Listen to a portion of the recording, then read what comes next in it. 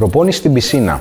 Ας συζητήσουμε λίγο αυτό το κεφάλαιο και να λύσουμε κάποιους μύθους και κάποιες ιδέες οι οποίες κυκλοφορούν. Να δούμε όμως τι ισχύει στην πραγματικότητα. Η προπόνηση στην πισίνα για το σπορ μας, για την ελεύθερη κατάδυση του ψαροντούφεκο, είναι κάτι πολύ διαφορετικό με την κλασική προπόνηση στην πισίνα, όπου μπαίνουμε, κολυμπάμε και απλά γυμνάζεται το σώμα μας, κυρίως αερόβια. Εδώ η προπόνηση που μπορεί να κάνει ένας ελεύθερος δίτης ψαροντουφεκάς είναι εξειδικευμένη και είναι αρκετά διαφορετική.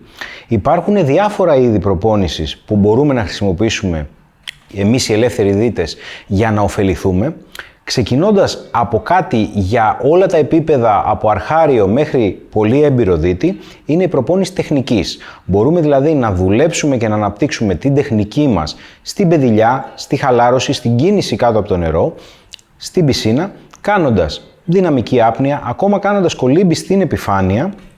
Με αυτόν τον τρόπο εξοικειωνόμαστε με τη χρήση του εξοπλισμού μας, τα πέδιλά μας, διπλά ή μονοπέδιλο, με την σωστή κίνηση και χρήση των μειών μας και βρίσκουμε τον αποδοτικότερο τρόπο να κινούμαστε μέσα στο νερό.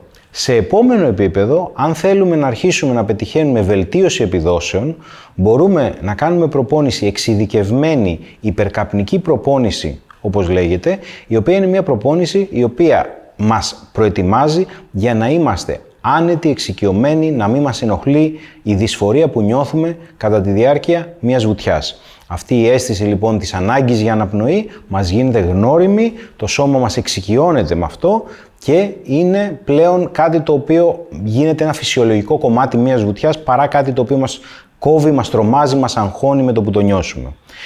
Τελευταίο είδος προπόνησης που μπορούμε να κάνουμε στην πισίνα, το οποίο απευθύνεται κυρίως στους πολύ έμπειρους δίτες, είναι η υποξική προπόνηση. Αυτό γίνεται κυρίως με στατική άπνοια, αλλά μπορεί να γίνει με εξειδικευμένες ασκήσεις στη δυναμική άπνοια, όπου εκεί ο δίτης πραγματικά επεκτείνει, μεγαλώνει τα όρια της αντοχές του στο χαμηλό οξυγόνο και εκεί πετυχαίνει αύξηση, βελτίωση των επιδόσεών του.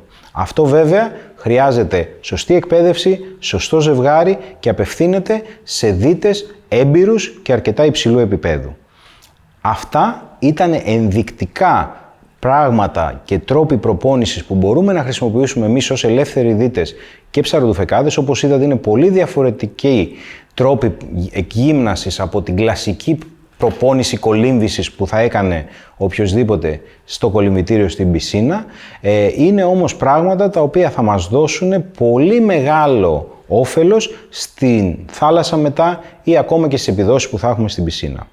Αυτά λοιπόν για την προπόνηση στην πισίνα ήταν μια επιγραμματική αναφορά. Σίγουρα στο μέλλον θα ξαναγυρίσουμε σε αυτό το κεφάλαιο και σε επόμενο επεισόδιο θα δούμε την προπόνηση σε βάθος.